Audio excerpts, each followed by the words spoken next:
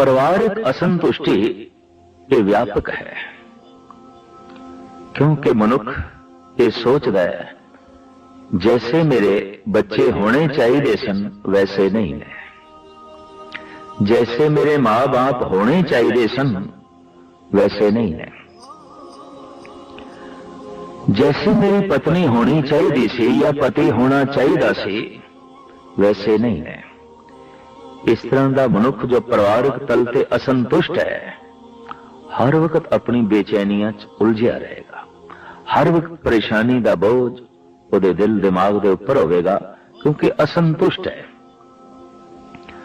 और ये परिवारिक असंतुष्टि कलेश का बायस बनती है। गृह कलेश ते घर का कलेश, घर का दुख कितना वड्डा है।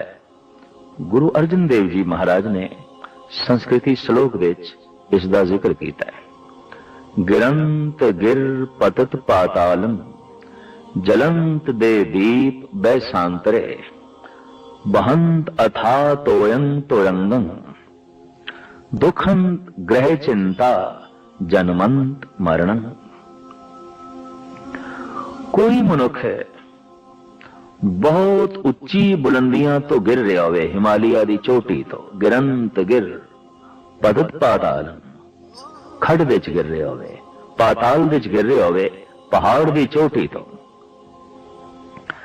जलंत दे दीप बैसांतरे ज्वालामुख दी अग दे विच जल रहा हो, सड़ रहा हो, शोले बलदी अग उहदे च जल रहा हो, या फिर अथाह सागर दियां लहरां विच गोते खा रहे होवे, डुब रहे होवे। इतना वड्डा ये जो कष्ट है, दुख है। महाराज कहते दुखंत ग्रह चिंता जन्मंत मरण। इन्हां सारे दुखों नालों भी घरेलू कलेश जिहड़ा है ये ज्यादा दुखदाई है। घर की जिहड़ी चिंता है ये ज्यादा दुखदाई है, क्यों कि ये जन्म ते मरण का कारण बनती है।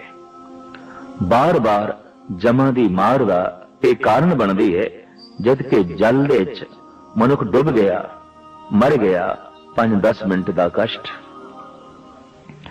अग दे सड़ गया, 10-20 मिनट की तकलीफ, पहाड़ की बुलंद चोटी तो थले गिरे है, हड्डियां चूर चूर हो गई ने, तड़पे है आधा घंटा घंटा, बस इन्नी तकलीफ। पर गृह कलेश जिहड़ा है, घरेलू कलेश, घरेलू विपता झगड़े, ये इतने वड्डे कलेश नूं जन्म देंदे ने, कष्ट नूं जन्म देंदे ने कि मनुख बार बार जमदा है, बार बार मरदा है, और हर जन्म विच दुख भोगदा है और दुख विच मर जांदा है।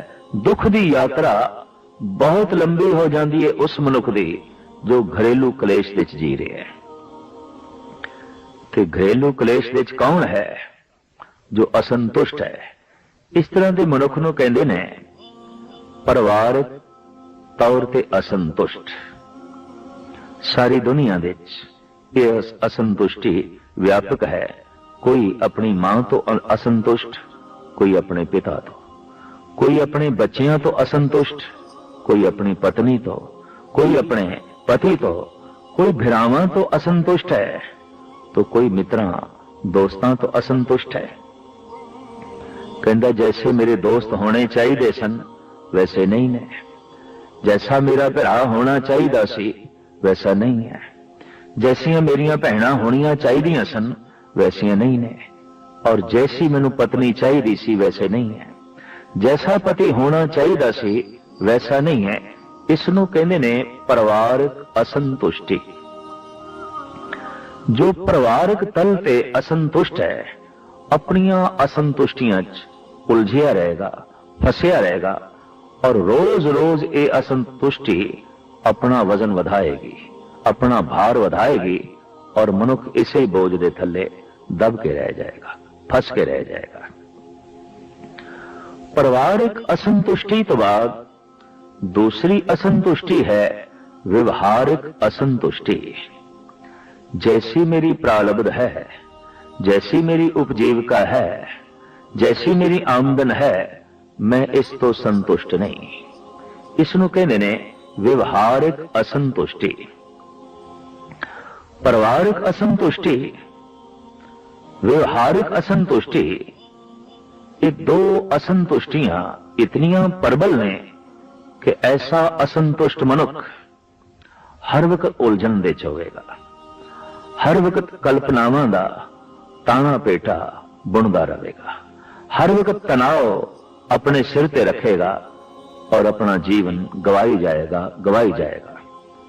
ये दो असंतुष्टियां व्यापक तौर ते संसार विच मौजूद ने और इन्हां दो असंतुष्टियां दा नाम है परिवारिक असंतुष्टि, व्यवहारिक असंतुष्टि।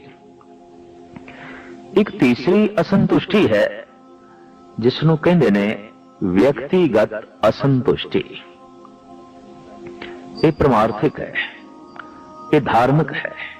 व्यक्तिगत असंतुष्टि, जो व्यक्तिगत तल ते असंतुष्ट है, इस तरह के बंदे नूं भगत कहंदे ने, साधक कहंदे ने। ये परिवारिक तल ते संतुष्ट है, कहंदा जैसा मेरा परिवार है ठीक है, जैसे मां बाप ने ठीक ने, जैसे बहन ते भरा ने बिल्कुल ठीक ने, जैसी पत्नी है, जैसा पति है, ये तो ठीक ने, और जैसी मेरी प्रारब्ध है ये भी ठीक है, पर जैसा मैं हां मैं ठीक नहीं। ये अपने आप दे असंतुष्ट होंदा है, कहंदा हे प्रभु बाकी ते सब कुछ ठीक है, मेरा परिवार ठीक, मेरी उपजीविका भी ठीक, प्रारब्ध भी ठीक, पर की करा हे प्रभु मैं ठीक नहीं। तो ये तीन तरह दियां असंतुष्टियां ने, परिवारिक असंतुष्टि, व्यवहारिक असंतुष्टि, व्यक्तिगत असंतुष्टि। अक्सर देखा गया है कि दो ही असंतुष्टियां विच सारा संसार घूम रहा है, परिवारिक असंतुष्टि और व्यवहारिक असंतुष्टि। घर घर विच कलेश है परिवारिक असंतुष्टि करके, और कलेश तो पैदा हुई पीड़ा जन्म ते मरण का कारण बनती है। कि कलेश पैदा होंदा इत्थों, पुत्र मां बाप तो संतुष्ट नहीं और मां बाप बच्चियां तो संतुष्ट नहीं, पति पत्नी तो संतुष्ट नहीं और पत्नी पति ते संतुष्ट नहीं। सारी दुनिया दियां अदालतां तलाक दे मुकदमियां नाल भरियां पईयां ने। कारण किधरे पति संतुष्ट नहीं है, किधरे पत्नी संतुष्ट नहीं है, ते असंतुष्टि कलेश नूं जन्म देंदी है। सारी दुनिया दियां अदालतां विच भिरावां दे मुकदमे, भाई भाई दे मुकदमे, एक भिरा दूसरे भिरा ते संतुष्ट नहीं है। इसनूं कहंदे ने परिवारक असंतुष्टि, और इहदे नाल परिवार नरक बन जांदा है। इस तरह दे बंदे नूं होर दोजख दे जाण दी लोड़ नहीं, उसदा परिवार ही दोजख है। जो परिवारक तल ते असंतुष्ट है। व्यवहारिक असंतुष्टि, ऐसे मनुख दा धंधा ही नरक है, क्योंकि अपने धंधे विच, अपने व्यवहार विच संतुष्ट नहीं, अपनी प्रारब्ध ते संतुष्ट नहीं, अपनी उपजीविका ते संतुष्ट नहीं, तो ऐसा मनुख धंधा करदे होया, काम करदे होया किसी हद तक नरक ही भोगेगा, क्योंकि संतुष्ट नहीं है। लेकिन एक तीसरी असंतुष्टि जो धर्म नूं जन्म देंदी है, सच नूं जन्म देंदी है, प्रभु दे नेड़े ले आउंदी है, व्यक्तिगत असंतुष्टि। हे प्रभु बाकी ते सब कुछ ठीक है, जैसा मेरा परिवार है ठीक है, जैसी मेरी प्रारब्ध है ठीक है, पर जैसा मैं हां मैं ठीक नहीं। वेद कहंदे ने मुझ अवगुण सह नाही दोष।